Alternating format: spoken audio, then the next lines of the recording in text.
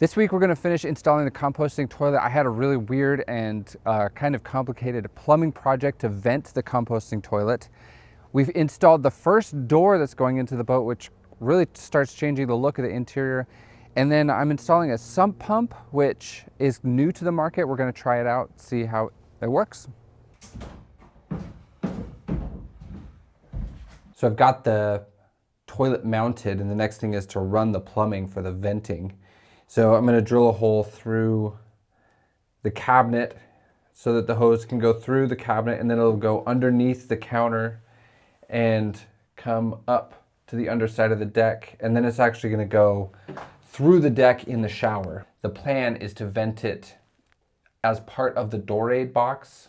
I know some of you are wondering, well, wouldn't that stink up the door aid box? Like, vent bad air into the good air. But there is actually a compartment in the middle of the door aid box that's going to be used for like tools and stuff, and I'm going to vent it to the inside of that. That will like keep water from getting into the vent, as well as hopefully keep stinky air from getting into like the ventilation going into the boat for fresh air. That's the project for the rest of the afternoon, is to run the plumbing. The toilet came with a flexible hose that can be quickly disconnected to empty the solids bucket. That hose will come through the wall right next to the toilet, so the whole drilling started there. Then I continued to drill holes where the flexible hose and PVC pipe will run through the head to the exit at the deck.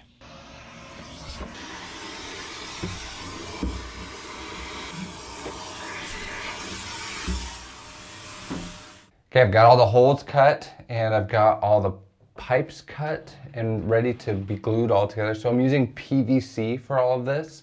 I'm using PVC wherever I can because it's cheaper than buying hose, like marine grade sanitation hose. Yanni and I are going to glue this whole thing together today. It's gonna be so fun. Wait a minute, is this actually not gonna be fun? Did I just sense sarcasm? No, it's gonna be so fun. We'll see about that. Since I'm just using PVC pipe, I'm gluing it all together with pipe dope. The purple is primer and blue is glue. The problem with doing it this way is that it's all permanent. I'd have to cut it out to replace or change anything. But the upside is that it is a lot cheaper than buying a bunch of flexible hose fittings and closed hose clamps. I would say the two methods are roughly equal in terms of difficulty to install.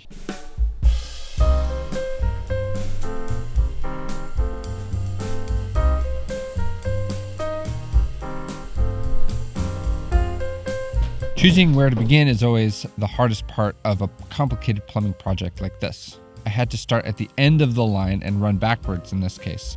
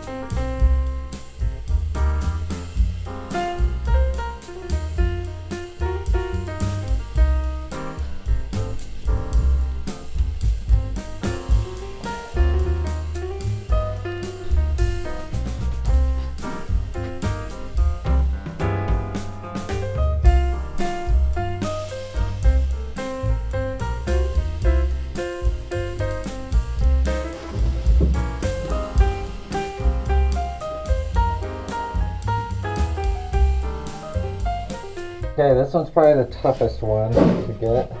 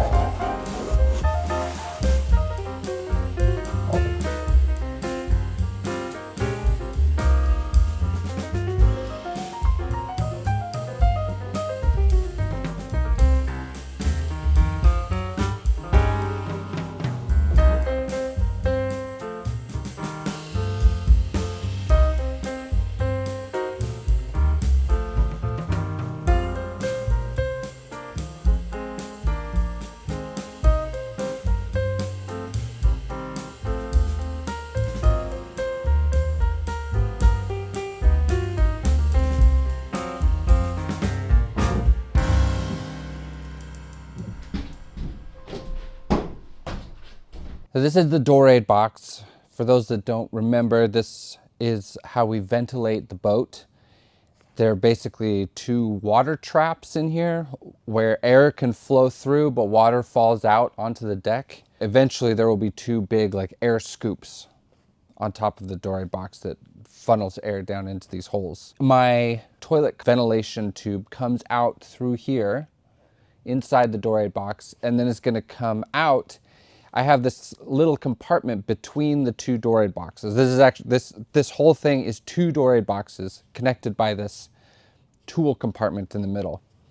And so I'm gonna ventilate it down into this tool compartment, which will eventually have like a lid on it, like that. And so the smell, if there's any smell, will be confined to this compartment, and it'll fall out these holes that are down on the deck. So hopefully it won't like allow any stinky air to come in through the air scoops. So anyway, this is going to be a very funny, difficult plumbing job because it's coming out through the deck, through this hole. And so I got to get it to come out and then do a 180-degree turn down inside this other compartment. So I'm going to be kind of figuring this out as I go along.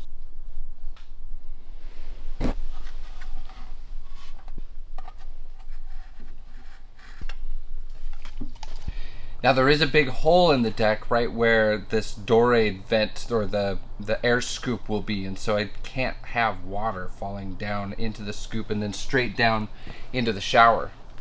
So I made this finishing cap that will go over the tube that comes through the deck, and I'm going to stuff the hole that the tube comes through with this new product we got from Total Boat called 52 Million. This is a very permanent adhesive sealant. It's flexible, but it will be great for sealing against the PVC pipe and against the fiberglass and foam deck. It will bond to all those things really well. And then I'll smash this. This is a G10 ring that I made. It will go around the tube and bond to the deck and make a really good seal so that water can't get in, like I said, between the tube and the deck falling into the shower. So I'm just gonna pump a bunch of this stuff in there and close it off with this cap, this finishing cap. This is a good example of where to use an embarrassing amount of glue because I really want this thing to be sealed, and it doesn't matter how pretty it is, it just needs to be watertight.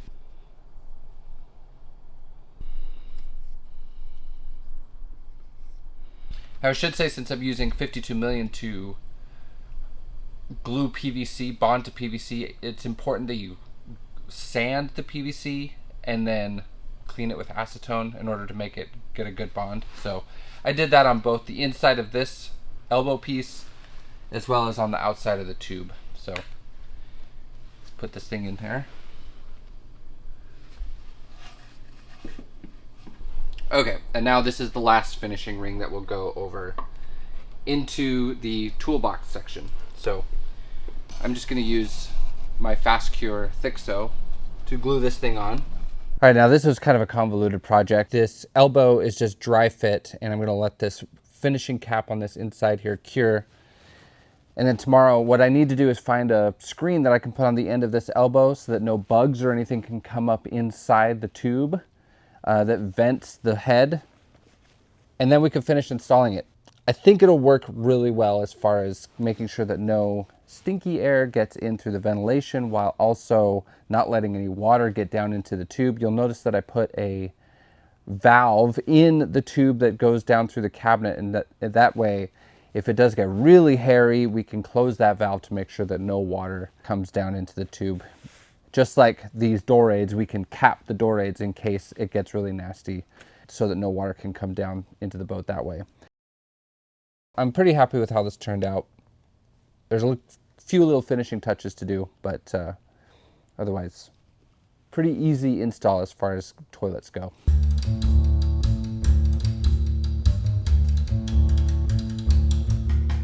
The next project is building the door to the head. I had some old 3/4 inch thick PET foam that I wasn't using, so I laminated a layer of 1708 glass and a layer of 6-ounce carbon weave, which will all make the door very stiff and add some impact resistance. It was also the only material that I had on hand.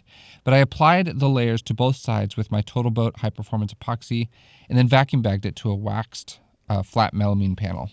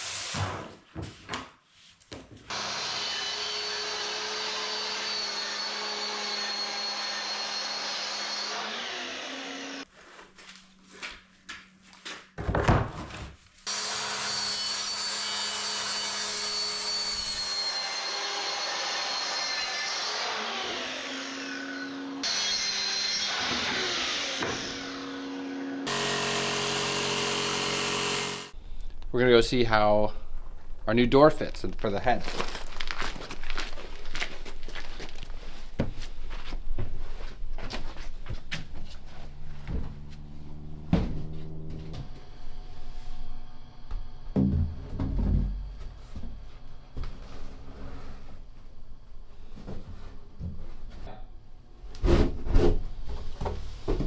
This door is kind of the guinea pig, so what we do with this door we'll pretty much do with the rest of the doors, especially as far as hinging goes and latches and all that stuff. So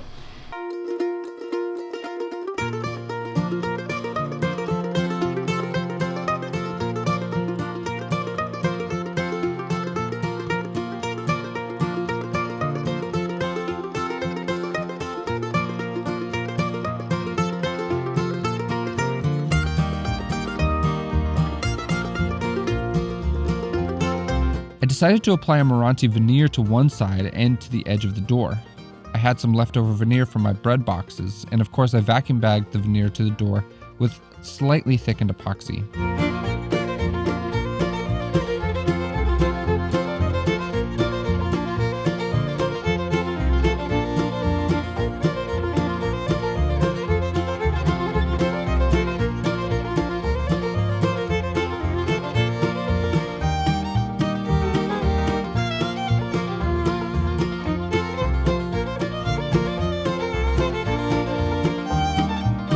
I vacuum bagged it so there are no voids under the veneer, and it acts like a clamp while the epoxy cures. As you can see, the edge banding was having a hard time keeping in place until I got the bag over it.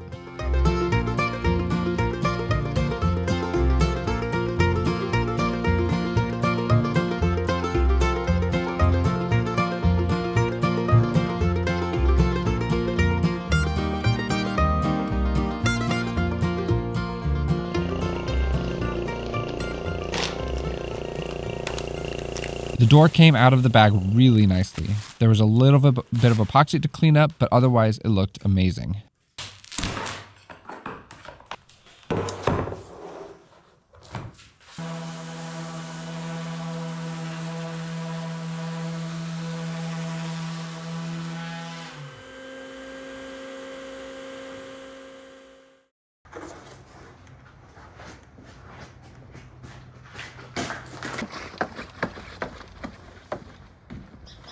I am so curious how this is gonna look. yeah, me too. It's a lot of wood. I'm so curious if it's gonna fit.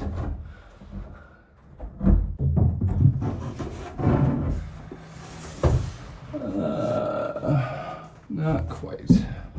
So when I added the edge band, it just made it a little bit, grew it a little bit. So I'm just gonna cut the bottom off and it should fall into place. So I got the first door hung in the head, have a couple hinges on here. I don't have a handle yet. What I'm thinking about doing is using finding some old cleats, like little brass cleats. And doing some kind of funny latch, but nothing fancy. The inside of the door will be painted, I think. We haven't decided yet. The people are going to wonder, why didn't you do carbon hinges? I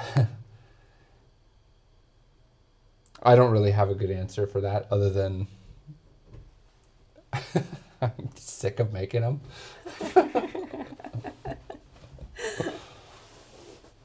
They're very, very, very, very cool. I really like the carbon hinges, but they take extra time. They're very tedious. And for the exterior of the boat, I think they're more practical because then there's like no leaking. I hopefully will never have to replace them or anything like that. They're very durable. There's going to be a million hinges inside this boat. Now, it may not look like it, but this is actually the sump pump. I should correct myself. This little thing is the manifold and the water sensor. And so this is called the Whale Gulper IC. This is taking the water from both the sink and the shower. This is the only place that's lower than both the sink and the shower pan that I could get access to. And so it's actually a pretty clean installation, I think. But this is the sink drain coming in. This is the shower drain coming in. In this little manifold is where the water is sensed. And then there's a pump on the other side of the wall here, and it pumps the water out the boat through there. And now that little manifold with the water sensor talks, when I connect the wire, talks to the pump, tells it when to turn the pump on.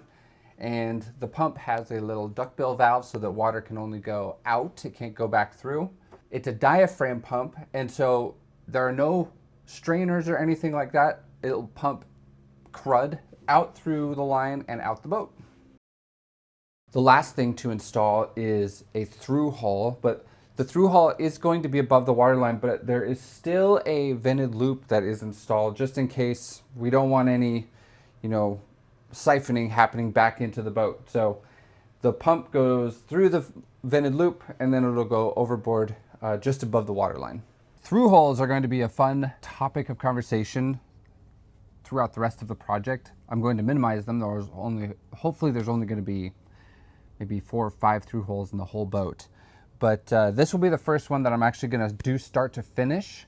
And what I've started by doing this, there was actually a through hole here before, and I'm going to reuse the same hole. But what I've done is I've actually taken out the core all the way to the inside skin where the through hole is going to be. It's going to be a flush head through hole, so no drag. But what I'm going to do is replace the core with a little bit of Cusa board, 1/2-inch Cusa board, and then I'm going to laminate over it, and then I'll install the through hole on top of that. That way it'll be very, very robust, no leaks, and just a worry-free through hole.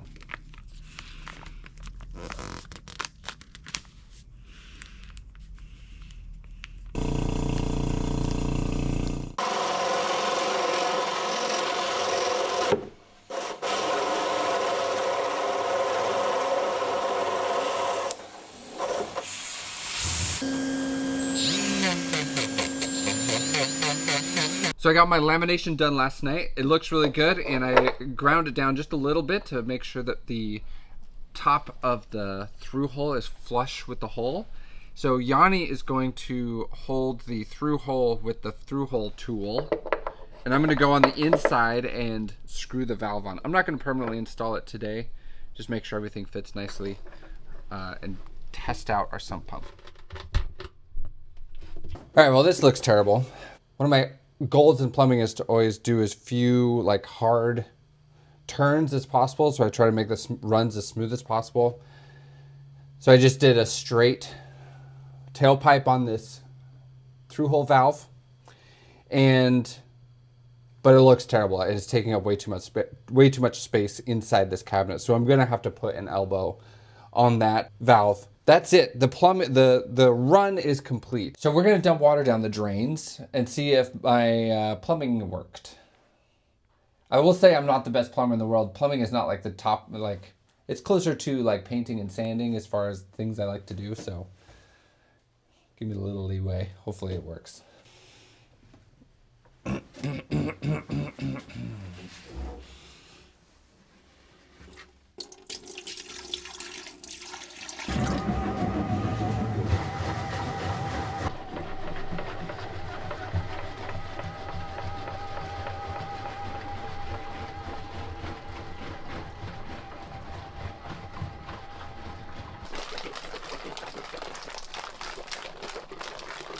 I'm sure some folks are curious about the lack of a gray water tank here. Here in the Puget Sound, and I think for the most part the United States, we're not required to have a gray water tank on board.